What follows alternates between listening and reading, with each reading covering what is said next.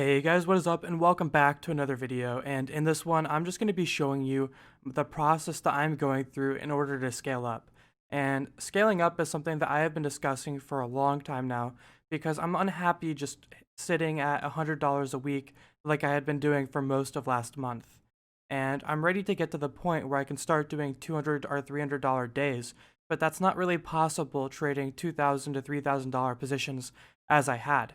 So the goal for this month, and I mentioned it in my last video, originally I had said the goal for this month is to make $3,000, and that is no longer the case because I realized that even if I take a lower profit month this month than I did in October, that would still actually turn out being a relatively good thing if by the end I'm comfortable trading $5,000 or $6,000 positions. So I've amended my goal for this month to actually be able to trade $5,000 to $6,000 positions comfortably with no change to my mental state or uh, my trading ideas and how I'm like executing and stuff. I don't want to be trading differently because I'm trading with more money. So the whole point of this month is to be green, even if only $1, but be able to trade comfortably $5,000 to $6,000 every single day. And, we're looking at the calendar view for the first week of November, and you can see that my total profits and loss is $110.83. Now, this isn't bad. It's definitely not bad, right? Because I'm not red, so in the end, it's good. But I'm not doing as well as I had been doing, any of the weeks last month. So for that reason, I guess we could call this a disappointment, but I'm actually thinking it's a good thing because if we look throughout the week, I was maintaining consistency for the most part. On Monday, we broke $100. On Wednesday, we broke $100. And on Friday, we broke $100. Tuesday was a break even day. And then Thursday, we had a big red day. And the reason for this red day is very early in the morning. I took a bad trade on a $6,000 position that set me in the red over $100. I think it was something like $130. And at that point, I had to make a decision whether I would continue trading or if I would walk. And if we ended up walking there, then this week we could have ended with $200 profit or maybe a little bit more. But inevitably, what I ended up deciding is that I would only risk the amount of money that I had made from the cumulative amount from Monday to Wednesday. So between Monday to Wednesday, I had made like $250 ish. So whenever I hit $240, I was like, that's it. We're going to have to call it now. And then essentially, whatever profit I would make Friday would be what my profit and loss for the week would be. So overall, I'm going to go through and show you some trades from each of the days, the trades that I think were the most important or impactful on that day specifically. But the idea for this week is we are working on scaling up, and it's going to be the same thing next week. We're going to continue trying to scale up, and we're not going to be too focused on the actual profit and loss.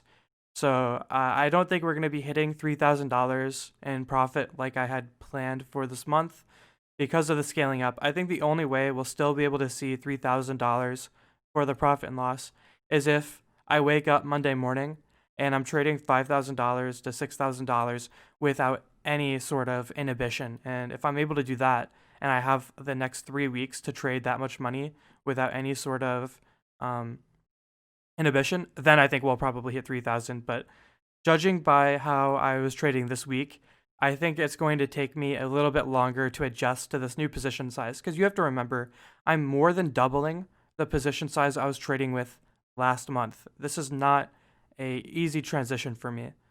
And that is going to be all for this introduction. And now we're going to hop into the recap. All right, guys, to kick things off, we're going to be taking a look at JAKK on the right.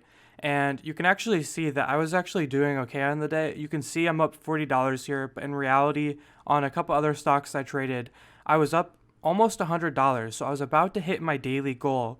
And the trades, I'm showing you 2 trades here, and it actually shows how I ended this day. Oh, yeah, this comes from Tuesday. So I ended this day at like $10 profit. And I was up, almost $100.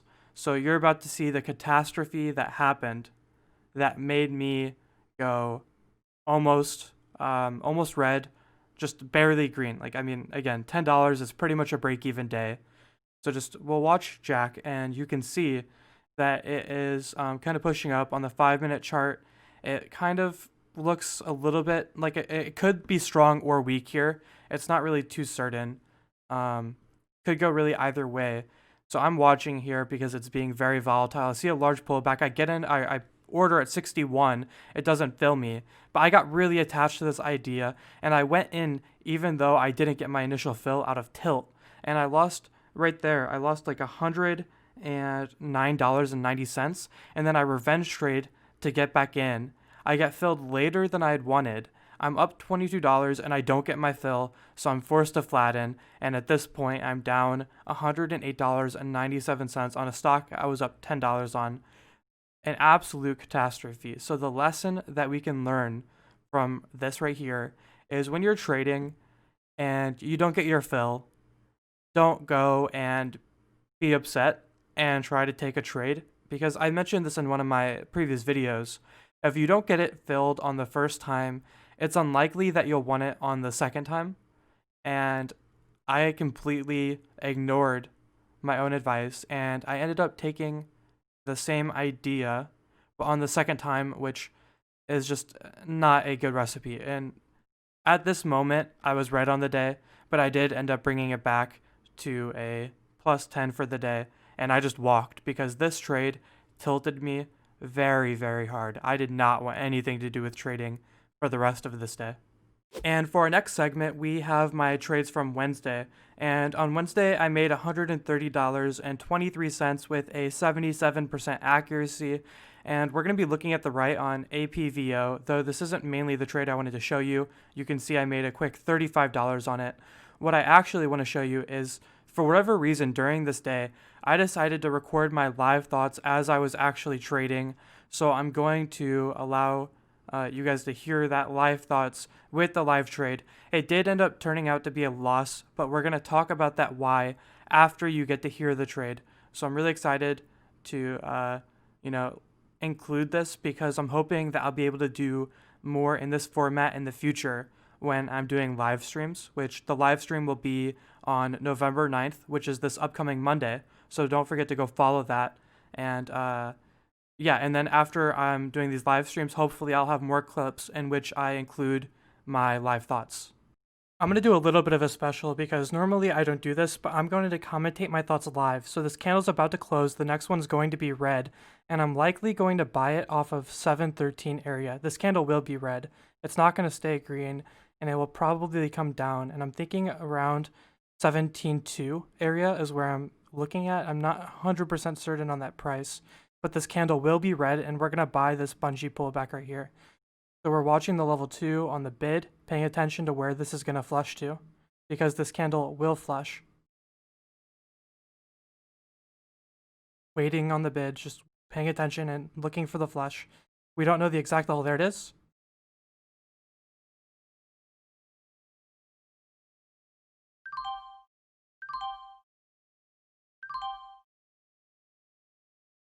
And there you go, guys. That was a segment of me voicing my live thoughts as I was trading. And oftentimes while I'm trading, this is what I'm thinking about. I'm trying to figure out when there will be a flush and to what level it will flush to. And in this example, it didn't flush down as low as I was thinking, at least not initially. I thought it was going to flush to 7.2 immediately, but at first it flushed down to 7.4. And again, what was the same issue? This was actually the same issue that we had in the earlier segment. So I made the same mistake day after day. This was 2 consecutive days where I made the same mistake for a big loss. I bought a bungee pullback after I failed to get my fill. I had a perfectly executed bungee pullback, but I didn't get my fill. And instead of just accepting the fact that I didn't get my fill, I went and I tried to trade it again. And this just doesn't work out. As you can see, more often than not, if you try to buy the bungee pullback on the second time, it won't work. It just doesn't work. And this is something that I'm going to have to get through my thick skull that I cannot buy the second attempt if I don't get filled. Because it's frustrating, guys. When you call out a trade this perfectly and then you don't get your fill, it frustrates you. And this happens to me multiple times every day. This isn't just like a once in a blue moon occurrence. This is like an everyday occurrence for me multiple times. It gets frustrating and it has a compounding effect, but I need to just do the same thing I did with stopping trading large cap stocks, which is I should probably just induce some sort of punishment when I continue to do it. It's ridiculous for me to be losing money. I think I lost $60 on this trade. Yesterday, or not yesterday, but the day before this clip, I lost over $100 because I didn't accept the fact that I didn't get my fill. Not acceptable whatsoever. But I hope that you guys did enjoy the segment. And don't forget, if you did enjoy the segment, to subscribe to see more content, because I'm going to keep uploading every single even day this month. I will be uploading. And hit the like button. It really helps me out. I'm spending a good chunk amount of time to make the video.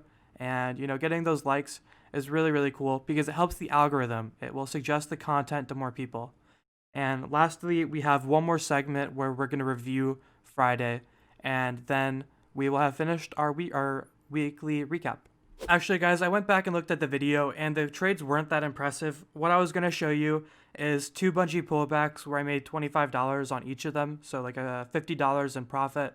But I don't think that they were like too impressive. They were just very normal bungee pullbacks. I don't think that there was anything to really learn from them, and they weren't like incredibly huge trades or anything. So for that reason, I'm going to be ending this video. I really hope that you guys enjoyed it, and hopefully, you have a good idea of how my trading week went. And I hope that you guys all had a great week too. You can let me know in the comments if you want to, how you did, and I'd love to hear about it. And don't forget, hit the like button and subscribe, and I'll see you all in the next video, which I believe will be this Sunday.